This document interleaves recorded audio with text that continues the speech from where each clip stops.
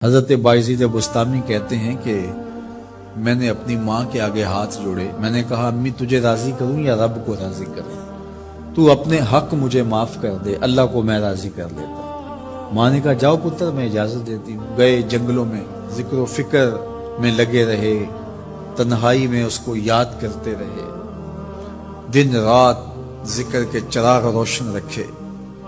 12 سال گزر گئے حق کی تلاش میں۔ ایک دن واپس بستام کے قریب سے گزر رہے تھے، خیال آیا چلتے چلتے ماں کو سلام کر جاؤں۔ دروازے کو دستک دینے لگے تو اس خیال نے ہاتھ روک لیا کہ ساری زندگی ماں کو سکھ تو دیا کوئی نہیں، اب دکھ بھی کیوں دینے لگے؟ رات کا ایک پہر بیت گیا ہے، سردیوں کی لمبی رات ہے، ماں بستر میں لیٹی ہوگی، تیرے لیے اٹھے گی، دروازہ کھولے گی۔ دروازے کے ساتھ ہی لگ کے بیٹھ گئے اور ساری رات کاٹ دی، اس خیال سے کہ ماں کو تکلیف نہ ہو۔ جب سحری کا وقت ہوا تو اندر سے جو نالی آتی تھی اس نالی سے پانی آیا، سمجھ گئے میری ماں تہجد کے لیے اٹھی ہے اور وضو کا پانی ہے، تو فوراً دروازے پہ دستک دی۔ اندر سے آواز آئی بیٹا بایزید میں ابھی آئی۔ مائیں بیٹوں کے دستک کے انداز سے جان لیتی ہیں یہ کس بیٹے کے ہاتھوں کا لمس ہے۔ 12 سال کے بعد آئے، دستک دی، کہا بیٹا بایزید میں ابھی آئی۔ ماں کی تو نگاہیں ہی دروازے پہ رہتی ہیں۔ اللہ اکبر۔ کہتے ہیں کہ ماں نے دروازہ کھولا، 12 سال جنگلوں کی خاک چھانتے بیت گئی تھی، پراگندہ صورت، بکھرے ہوئے بال، پھٹے ہوئے کپڑے۔ میری ماں کی جب نگاہ میرے پہ پڑی تو اس کی چشمان سے موٹے موٹے آنسو ٹپکنے لگے، اور اس نے ایسے ہاتھ پھیلا کے کہا مالک میرا بیٹا بایزید تیری طلب میں نکلا تھا، تو نے ابھی تک اسے اپنا قرب نہیں دیا۔ حضرت بایزید بستامی کہتے ہیں 12 سال کی ریاستوں سے جو کچھ نہیں ملا تھا ماں کے اٹھے ہوئے ہاتھوں سے مل گیا۔ میں نے کہا مالک میں تجھے کہاں ڈھونڈ رہا ہوں، تو کہاں موجود ہے؟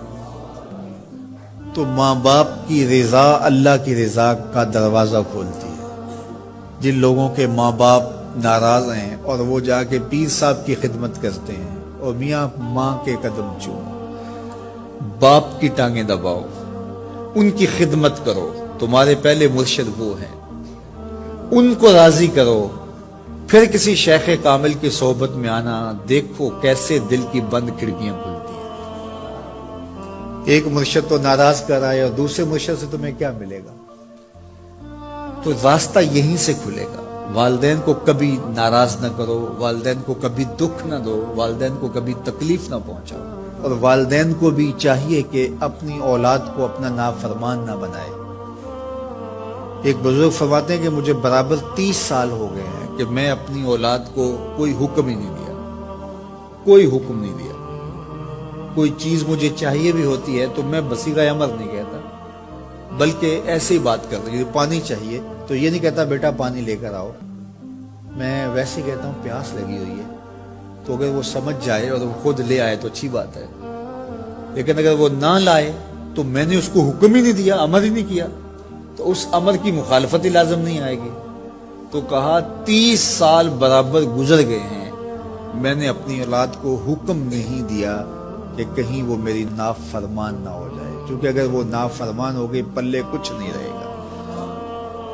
جو اولاد ماں باپ کی نافرمان ہوتی ہے وہ ہوا میں بھی اڑیں، وہ چرخ پہ بھی جھولیں، وہ زمین پہ گرنے والی ہوتی ہیں، کبھی کامیاب نہیں ہو سکتی وہ اولادیں جو ماں باپ کی گستاخ، بے ادب اور نافرمان ہوتی ہیں۔ وہی اولادیں سرخرو، کامیاب اور کامگار اور بامراد ہوتی ہیں جو ماں باپ کی خدمت کرتی ہیں، ماں باپ کی دعائیں لیتی ہیں۔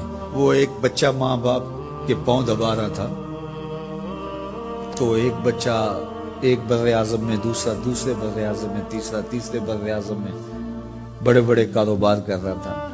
تو کوئی اس کا دوست ملنے آیا، اس نے کہا کہ اس نکمے کو بھی کہیں بھیج دو، فلاں جو ہے وہ یورپ میں ہے، فلاں امریکہ میں ہے، وہاں اتنی بڑی کمپنی اس نے کھولی ہوئی ہے، اس نکمے کو یہاں بٹھایا، اس کو بھیج دو، یہ تو نکمہ کسی کام کا نہیں۔ کہا یہ نکمہ ہی تو میرے کام آ رہا ہے، کہ نکمہ ہی تو میرے کام آ رہا ہے۔ تو اولاد